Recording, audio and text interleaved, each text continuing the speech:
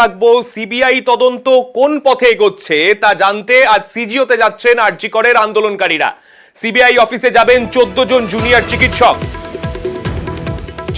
ধর্ষণ খুনে তদন্তের অগ্রগতি কি সেই বিষয়ে জানতে পরবর্তী সিদ্ধান্ত সেইগুলো জেনেই পরবর্তী সিদ্ধান্ত নেবেন জুনিয়র ডাক্তাররা। আপাতত কর্মবিরতিতে অনড় থাকছেন তারা।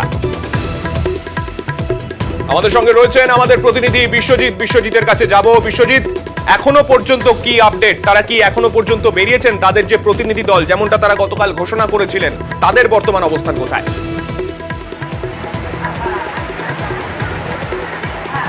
দেখো, সিবিআই এর কাছ থেকে এই অর্থাৎ তারা জানিয়েছেন সিবিআইকে এবং সেই এজেন্সির কাছ থেকে সময় পেলেই তারা যাবেন, তারা প্রস্তুত আছেন।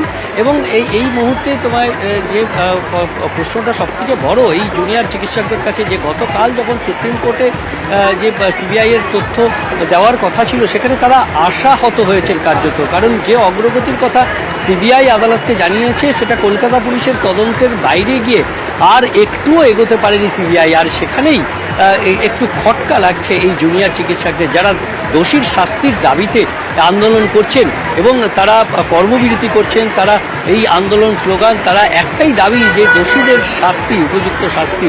সেই দোষীদের কতটা কাছে পৌঁছতে পারলো সিবিআই, সেই বিষয়ে তারা সন্দিহান হয়ে উঠছেন। এবং সময় যাচ্ছে, আদালতেও তারা তেমন কিছু প্রোগ্রেস রিপোর্ট দিতে পারেনি যে এই তদন্তে কলকাতা পুলিশ যেখানে তদন্ত শেষ করেছে তার থেকে খুব বেশি এগোতে পারেনি সিবিআই। আর তাই সিবিআই এর কাছেই সরাসরি তারা জানতে চাইছেন এবং সিবিআই এর দপ্তরে তারা যাবেন এবং সেখানে গিয়ে তারা জানতে চাইবেন। শুধু জানবেন না, তারাও কিছু সাহায্য করবেন, অর্থাৎ তারাও সহযোগিতা করতে চান এই তদন্তে। তারাও কিছু পরামর্শ দিতে চান, সহযোগিতা করতে চান। সেই সব বিষয় নিয়েও তারা কথা বলবেন এবং সেই জন্যই 10 সদস্যের প্রতিনিধি দল তারা প্রস্তুত আছেন এবং তারা সিবিআই এর কাছে জানিয়েছেন আর্জি। এবং সেখান থেকে ডাক পেলে অবশ্যই তারা সেখানে যাবেন এবং কথা বলবেন। প্রথমত জানতে চাইবেন তদন্ত কোথায় রয়েছে এবং কোন পথে এগোচ্ছে এবং তাদের দিক থেকে তারা তাদের পরবর্তী সিদ্ধান্তের দিকে যাবেন, যে তারা কর্মবিরতি কতদিন চালাবেন সেই বিষয়ে তারা পরবর্তী সিদ্ধান্ত নেবেন। বিশ্বজিৎ, তুমি আমাদের সঙ্গে থাকো। আমাদের প্রথম যে দাবি ছিল যে দোষীদের অবিলম্বে গ্রেপ্তার করতে হবে, সেটা একজন না দুজন না তিনজন, এবং সেটা জানাতে হবে। সেই কজন এটা জানতে ক্ল্যারিফাইয়ের জন্য আমাদের সিবিআইয়ের সাথে কথা বলার কথা। যে ফিনান্সিয়াল থেকে শুরু করে যে সমস্যাগুলোর কথা হসপিটালের বিরুদ্ধে সন্দীপ ঘোষের এগেনস্টে উঠে আসছে, সেই তদন্তের গতি প্রক্রিয়া কী। যে ঘটনা ঘটেছে 9 তারিখের রাত্রে, সেই ঘটনার যে পুনরাবৃত্তি হবে না, এটা কেন্দ্রীয় বাহিনী আটকাতে পারে না। তাই ঘটনার মোটিভ কী ছিল সেটা সামনে আসুক। এই ধরনের যে জায়গাগুলো আছে, এই জন্য আজকে আমাদের সিবিআই ডেলিগেশন আমরা একটা রাখছি। আর এই জায়গাটা যতক্ষণ না ক্লিয়ার হচ্ছে ততক্ষণ আমরা কর্মবিরতি চালিয়ে যাচ্ছি। এই আরজি কর হাসপাতাল, শেষ কয়েকদিন আমরা যতবার এই হাসপাতালের দিকে নজর রেখেছি আমরা দেখেছি এখানে একেবারে কড়া নিরাপত্তা, গেটের সামনে বড় বড় ব্যারিকেড, এই ছবি দেখে এসেছি। অবশেষে ব্যারিকেড মুক্ত হলো আরজি কর। সামনের যে মেন গেটের সামনে যে ব্যারিকেড ছিল সেই ব্যারিকেড সরিয়ে ফেলা হলো। গতকালই আমরা দেখেছি কেন্দ্রীয় নিরাপত্তার দায়িত্বে থাকা যারা সিআইএসএফ জওয়ান, তারা গতকালই দায়িত্ব নিয়েছেন। সেখানে দায়িত্ব নেওয়ার পরেই আজকে সেই ব্যারিকেড মুক্ত করে দেওয়া হলো মেন গেট।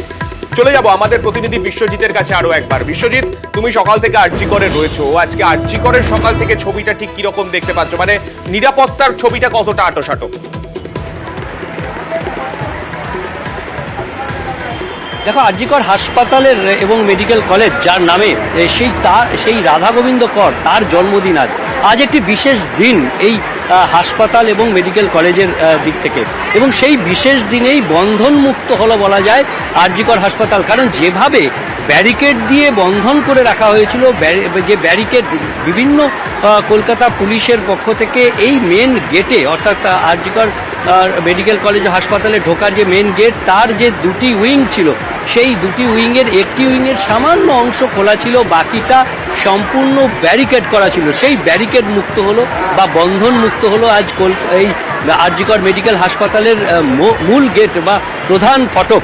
সেই প্রধান ফটকের দুটো দিকই খুলে দেওয়া হয়েছে গতকালই সিআইএসএফ বা কেন্দ্রীয় বাহিনী এই হাসপাতাল চত্বরের মেডিকেল কলেজের নিরাপত্তার দায়িত্ব নেয় এবং সেই নিরাপত্তার দায়িত্ব নেওয়ার একদিনের মধ্যেই মূল গেট সম্পূর্ণ উন্মুক্ত করে দেওয়া হলো এবং সেটা করা হলো আরজি কর অর্থাৎ রাধা গোবিন্দ করের জন্মদিন আজ। সেই জন্মদিনের দিনই বন্ধনমুক্ত হলো প্রধান ফটক আরজি কর মেডিকেল কলেজ ও হাসপাতালে। সান্নি, বেশ, ধন্যবাদ।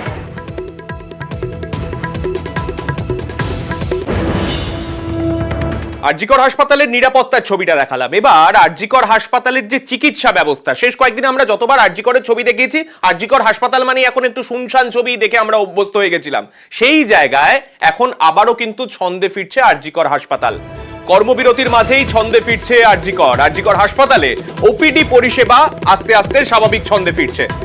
যদিও জুনিয়র ডাক্তাররা তারা কর্মবিরতিতে রয়েছেন, কিন্তু সিনিয়র ডাক্তাররা তারা কিন্তু এবার ওপিডি পরিষেবা যতটা পারছেন স্বাভাবিক করার চেষ্টা করছেন। আমাদের সঙ্গে রয়েছেন আমাদের প্রতিনিধি রৌনকের কাছে যাব। রৌনক, এখনো আমরা যে কদিন দেখছিলাম ওপিডি পরিষেবা স্বাভাবিক করার ডাক থাকলেও সেই রকম স্বাভাবিক ছবিটা দেখা যাচ্ছিল না। আরজিকর হাসপাতালের আজকের ছবি যদি তোমাকে জিজ্ঞাসা করি, কিরকম দেখলে?